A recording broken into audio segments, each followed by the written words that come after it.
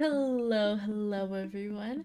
My name is Cherry, and this past Friday I watched the Minecraft movie. Now, in case you don't know, I started out as a Minecraft content creator. I was inspired by other Minecraft content creators like Technoblade, DanTDM, and Tommy Innit, and I started my whole journey as a Minecraft content creator. When I went into this movie, I went with very low expectations. After watching all of the trailers and seeing the designs, and just seeing the acting in those trailers, I wasn't really expecting much. I wasn't even gonna go watch the movie in theaters, but my friends and I had decided, wouldn't it be just a great experience since all of us became friends because of Minecraft? Now, I'll do a spoiler-free review and then I'll go into details about the movie afterwards. If you want to watch the movie still, I'll be sure to inform you guys when the spoiler review part comes in. Before I start fully talking about the movie, I just want to say that if you're a huge Minecraft fan, I do recommend going to see the movie. I think the best way to describe the movie is to say that it was very stupid.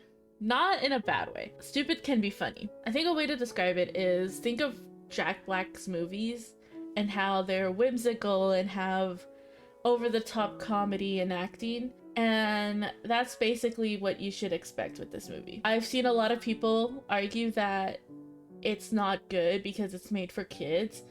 And I don't really agree with that argument. I think movies made for kids can be good. I just think this movie is just made to be as over the top and stupid as possible. Whether or not its main target audience was children does not play into that fact, in my opinion. I genuinely did enjoy the experience. I think watching the movie with friends who I've met because of Minecraft was just another part of the experience that elevated the movie for me. However, I do have a little complaint. It's not for the movie, it's more for the audience. I don't know if it's because of COVID or what, but a lot of audiences no longer have cinema etiquette.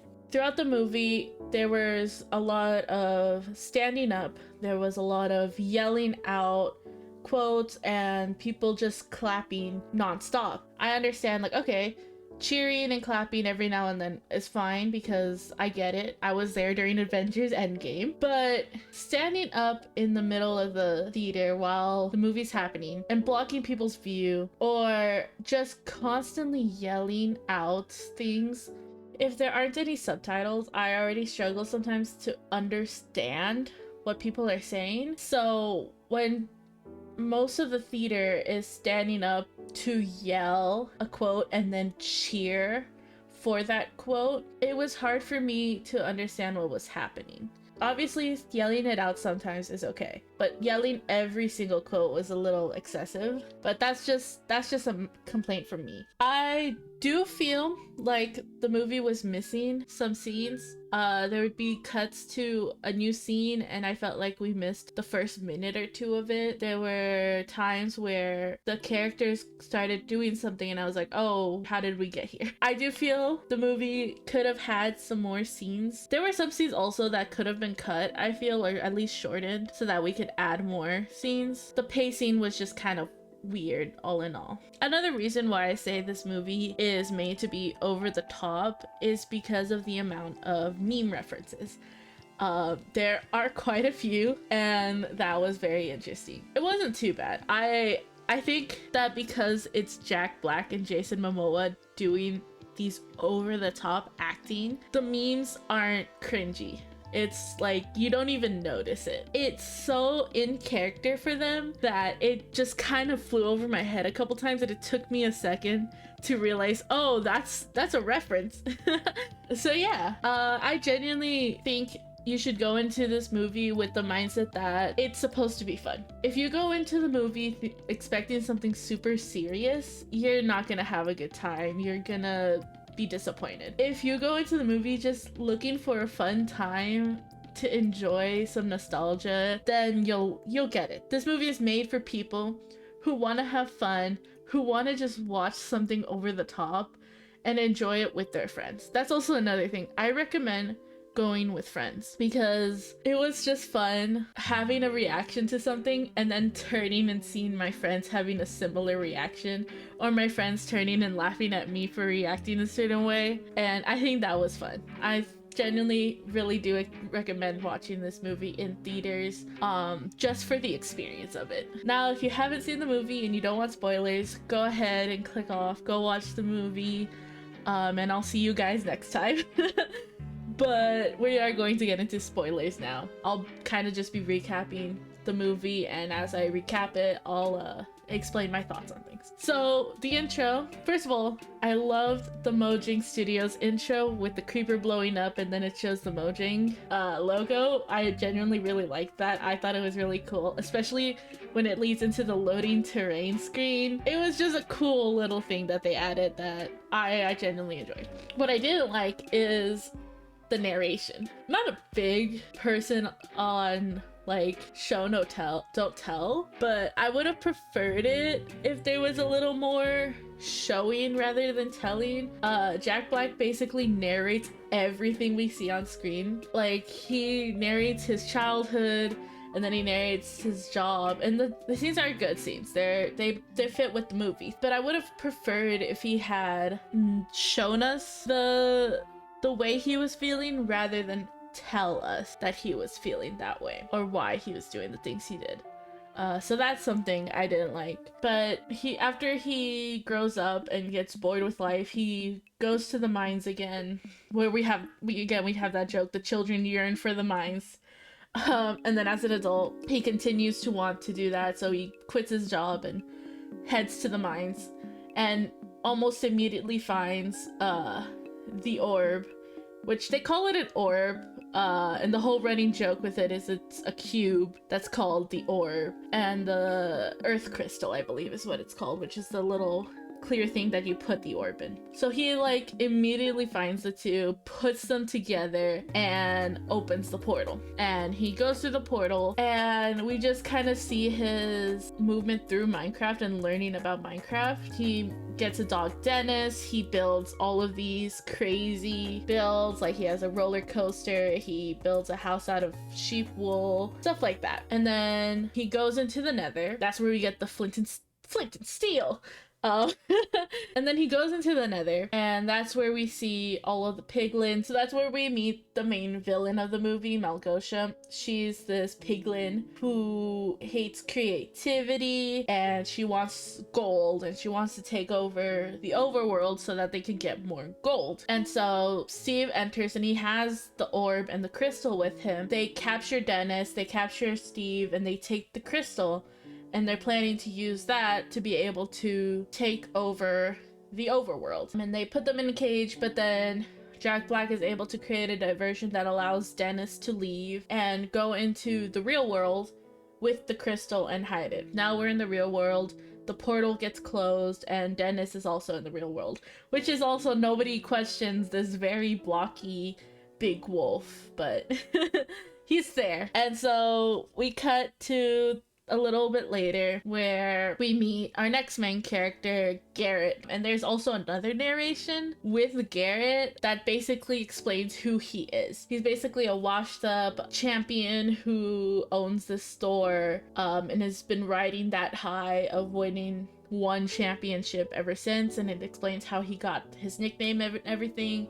And then it shows that he's basically getting evicted because he doesn't have money. So he goes to an auction for storage units, and he meets with the guy and like convinces the guy to let him bet on this because there's an Atari system in there, and so he wants to win it. This is actually where we get our cameos. So we get to see Dan TDM, Aphmau, LD Shadow Lady, and Mumbo Jumbo. Which, first of all, I didn't recognize Mumbo because you don't see him as long as you see the others, just because of how tall he is and the way that the framing is. His head gets cut off a lot, so, and they gave him like a mullet and a mustache, so I didn't recognize him, but I immediately recognized Dan TDM. But yeah, it's basically he ends up winning the storage unit, and it turns out there is no Atari, but inside the box, the Atari box was the crystal, and he basically takes everything back to his place. His car breaks down, and that's where we meet the next two main characters, Henry and Natalie. So Henry and Natalie, they're siblings. Their mom just passed away, and they're moving to this new area to start a new life. Natalie is working at the chip factory as the social media manager, and Henry's going to high school. They get to their house, and that's where we meet Dawn, the final main character. She's the real estate agent slash petting zoo owner. I don't know. She has multiple jobs. I feel like they could have utilized that joke a lot more, but they sadly did not. The next morning, they start the first day of everything. Henry is given a tater tot bacon pizza that he ends up giving to Garrett because he stops at the shop, and that's where he finds the cube, but then ends up leaving. So Henry goes to school. He's basically a nerd who loves creating things. He's in art class, and they're told to do a still life, and instead of doing a still life, he draws the banana and then gives it a jetpack. And some kids make fun of him. They're like, that wouldn't work, like that's not real, you can't do that. So then he proves them wrong by making it, but they mess with it. The jetpack still works, it still flies, but it ends up crashing into the chip factory and destroying the mascot. And so he's like gonna get expelled. We meet Jennifer Coolidge's character, the principal, or the vice principal. She's like, we need to call your guardian. Or we need you to call your guardian, instead of them calling the guardian for some reason. And so he calls Garrett. Garrett picks him up, takes him back to his shop. He ends up playing with the cube and finding the note. And the note said something about finding treasures. But don't put the cube and the crystal together because it's bad. But there's treasures, but also don't do it. And then Garrett, of course, wants money. And then Henry doesn't listen. He puts the cube and the crystal together, and they follow it to the portal. Natalie's freaking out because she can't find Henry. She calls Dawn, and then Dawn somehow knows how to track Henry's phone, but Natalie doesn't, so they track Henry's phone. Right as Garrett and Henry get to the portal, Dawn and Natalie get to the portal at the same time. They bicker a little bit, and then Henry gets pulled into the portal, and everyone gets pulled in alongside him because they try to pull him out. And now everybody is in the Minecraft world. Now, the whole real world stuff was kind of weirdly paced, and the real world stuff kind of played out like a Nickelodeon teen movie. Like, it reminded me of like the live action Fairly Odd Parents, where it's just all of these weird things happening and everything just kind of plays out like this is normal. So that's kind of what that reminds me of. And so in the Minecraft world, they meet a pink sheep, then nighttime comes really quickly and they get attacked. One thing I don't like is the pink sheep gets attacked by like 10 zombies, and they're ripping this sheep apart. Like, it's in the background, like we're focusing on Garrett, and it's in the background that we see this happening, but you can see the pink wool being thrown, and you just hear the pink sheep yelling, and it's just so sad. I felt so bad, and I thought Garrett was gonna turn around and try to fight the zombies and save the pink sheep, but he just leaves it, and that just made me not like his character. Just for that act alone. While they're being chased, Henry runs into the tree, it breaks, and they're like, whoa, it broke, but the tree is still floating. And so it clicks for him, and he automatically knows how to mine and build with the trees. So he deforests everything. It doesn't show him deforesting it, but the amount, he doesn't make planks. He uses the logs to build a small tower. So the amount of wood needed for that is obviously he's gonna deforest a good chunk of the forest. They had gotten separated with Garrett. He ends up going with them, and when they bring him inside the tower, the zombies get in. During this, actually, because the cube is back, Malgosia goes to Steve and she's like, I'll make you a deal. If you get me this cube, we'll give you Dennis back. Because when Dennis escaped, his collar fell, and so they have it, and they're using it as leverage to make Steve think that they have Dennis, but they don't. And so he goes to get the cube. Right when they're being attacked by the zombies, Steve comes and saves them, and that's when we get the I am Steve, and that's when people stood up and cheered and got yelled at. So we meet Steve. Obviously Garrett and Steve have this kind of rivalry. Steve is obviously knowledgeable in everything and he's gonna lead them to what they need to do, and Garrett is like this macho, I'm the leader, you talk to me only, and he actually gets the crystal broken, so they need to get a new crystal. So Steve is like, well, we could get one at the Woodland Mansion, but first we need to get stuff. So they go to the village, and as they arrive to the village, that's where we get a Technoblade tribute, which honestly made me so happy. But yeah, Natalie wants to get a map. There's kind of a little argument between Natalie and Henry because Natalie wants to just get home as quick as possible, and Steve is like, well, you should encourage Henry's creativity. He's flourishing here. Maybe staying here is what's best for him. And there's like a little bit of a misunderstanding, but they end up splitting. It becomes Garrett, Steve, and Henry going to Steve's storage area, and Natalie and Dawn going to go look for the cartographer. And so that's when Steve shows them how to build things and use tools and stuff. Garrett ends up taking the orb without Henry knowing, and goes to Steve and is like, hey, I heard there's treasures, take us to them and I'll give you the orb because that's what you want. And Steve was like, well, we have to go to the cave, but it's like completely out of the way, like there's no point in going. And then he ends up agreeing because he wants the orb. And as this is happening, Natalie and Dawn find the cartographer, but then they get invaded by General Chungus. His character is just like this tough big piglin brute, but he has like this silly character voice. They attack the village, everyone fights back, they end up splitting up. We'll call them the guys team and the girls team because that's basically what it is, which also I feel like they didn't utilize the female characters as well as they could compared to the male characters. The male characters kind of took the whole stage, and like Natalie and Dawn were kind of only used for reactions. And I wish they could have used them a lot more. Cause like Dawn,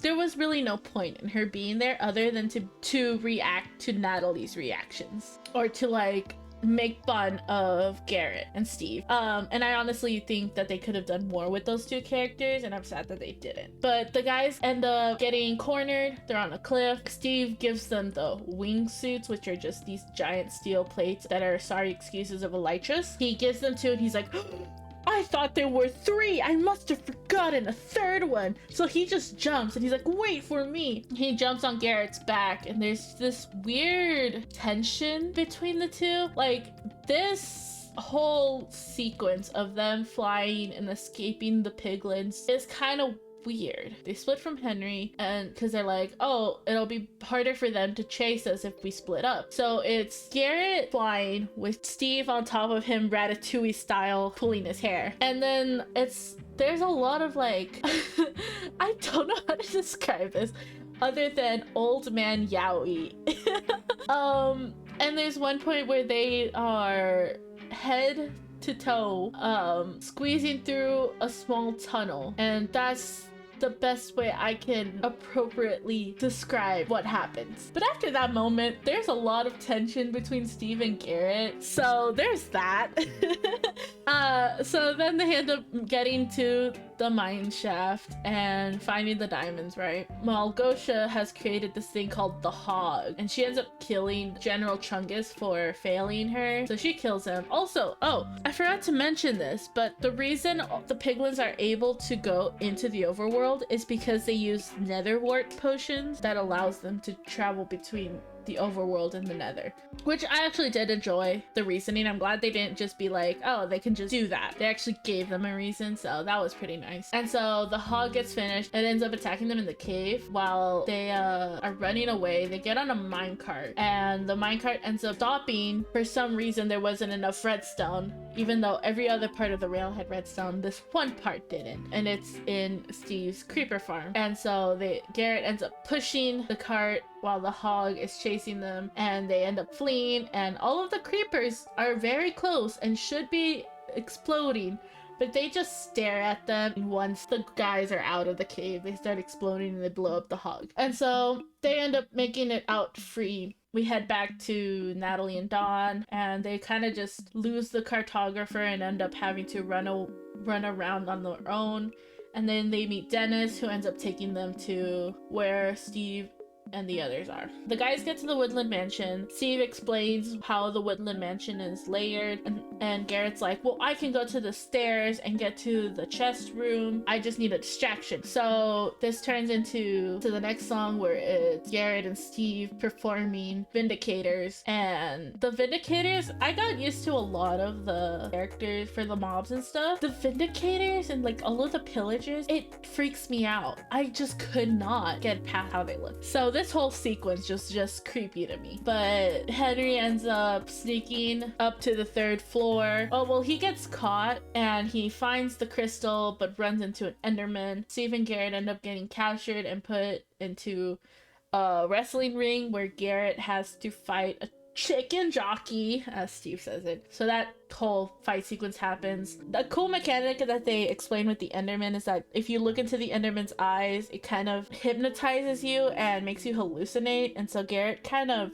sees nightmares of all of the main characters mocking him and talking down on him and degrading him. But that's just it. He immediately snaps out of it, swings the axe around and kills the Enderman and gets an Ender Pearl. And that's about it. Like, nothing is done with any of that. So there was no point to it except showing the Enderman. And then they end up escaping, but right as they're crossing the bridge, Malgosha shows up with all of the piglins. She ends up getting the orb, and Garrett sacrifices himself to allow Steve and Henry to get away. They end up crash landing, but get picked up by Dawn and Natalie. So now Malgosha has the orb. She puts it on top of the nether portal that's like right next to where they're at. And everything turns dark. The sun is blacked out. Netherwart starts spawning and all of the piglins can come through. And now the others are like, well, we can't let this happen. We can't let them take over the overworld. What will we do? And so they come up with a plan. There's a lot of stupid lines in this movie, but I feel like this is the stupidest one. They come up with a plan on what they're gonna do. And Steve's like, it's time to mine and craft. Let's Minecraft. And it's just so stupid. I think I face palmed during it, and my friend turned to me and was just laughing at me.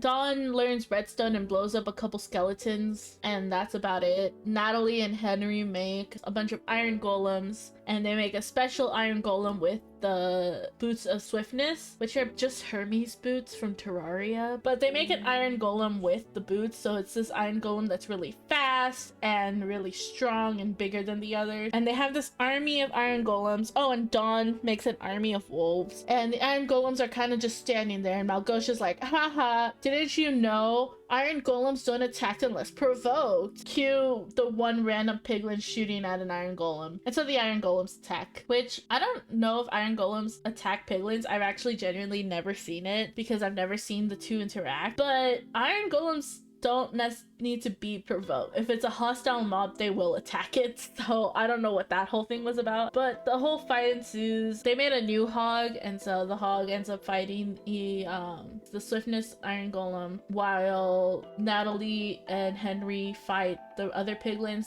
Steve wears the diamond armor and fights Malgosha. And one thing I want to point out, Malgosha has the cutest little piglins next to her that have these little lanterns, like incense lanterns that have like netherwort in them, and they are so adorable. They are the cutest little guys ever. And I just loved every scene they were in.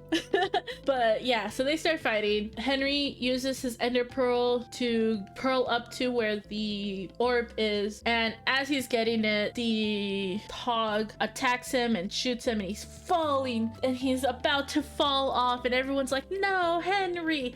And then he gets picked up by Garrett, who was riding one of the gassed hot air balloons. And so they end up using the gas to destroy the orb, and the hog gets killed by the iron golem, and everything gets turned back to normal. All of the piglins are becoming zombified.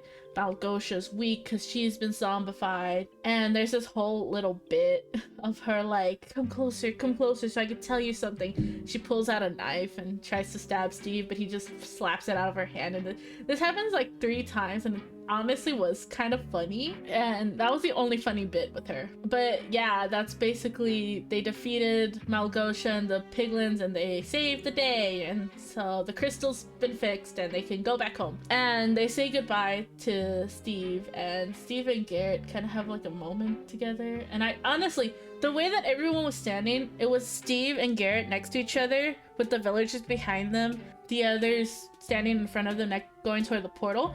I thought Garrett and Steve were gonna stay in the Minecraft world together. I genuinely assumed that's what was gonna happen, but then Garrett says goodbye to Steve and then they go through the portal. And Natalie's like, you know, you could always return. And Steve stands there for a second and then goes with them. And then it kind of goes into a narration of what happens afterwards. So Natalie ends up quitting her job after only working there for 1 day and becomes like a self-defense teacher. Henry ends up finishing his jetpack and making it work and becomes the coolest kid at school. Garrett and Steve run the shop together and are working on a video game with Henry that becomes pretty popular even though it's still being beta tested. Garrett and Steve kind of have a little band and they're really going at it together.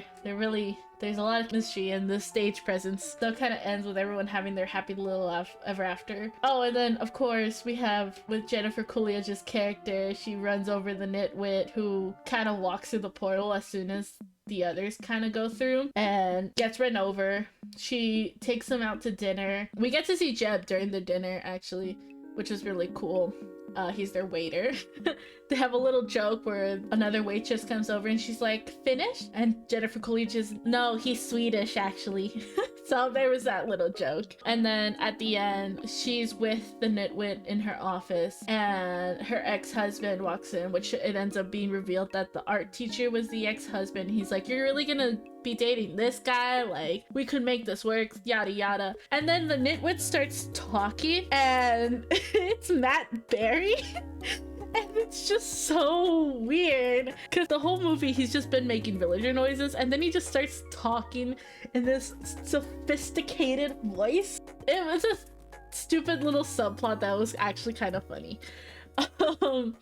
And then we get a little end credit scene where Steve returns to his old house, and as soon as the lady opens the door, I'm like, that's Alex! It's Alex! Because she has the orange hair and a braid with the green shirt. And Steve's like, oh, I used to live here. And she's like, oh, is this about the chest in the attic? And he's like, yeah. Can I see it? Like, can I get it? And he's like, I'm Steve, by the way. She's like, yeah, come on in. She's like, I'm Alex, by the way. And that's where it ends. But yeah, I kind of saw it coming. That's the Minecraft movie. It's stupid. It's fun. I think Steve's builds were kind of cool. There was a lot of creativity in them, and you can definitely tell. You can definitely see that they definitely did their research on how the building community makes their builds. I really like the props in the set. Of course, the elytra is the main thing I don't like. It was honestly so plain and so boring, and I really wish they could have gotten a more creative direction with the elytra. But honestly, having actual sets built made me really happy because I prefer practical effects over CGI for most of the time. So I like that these were actual sets that were built that people could interact with. There was a lot of scenes with music, and I think the music choices were pretty good and the music fit with what was happening, so that was really nice. But yeah, that's the Minecraft movie. It's honestly an over-the-top, over-dramatic and fun movie that I recommend at least watching once. That's my review of the movie, and if you guys like it, hit subscribe. I post content weekly. I had a break, but I'm back, and yeah, I will see you guys in the next video. Bye!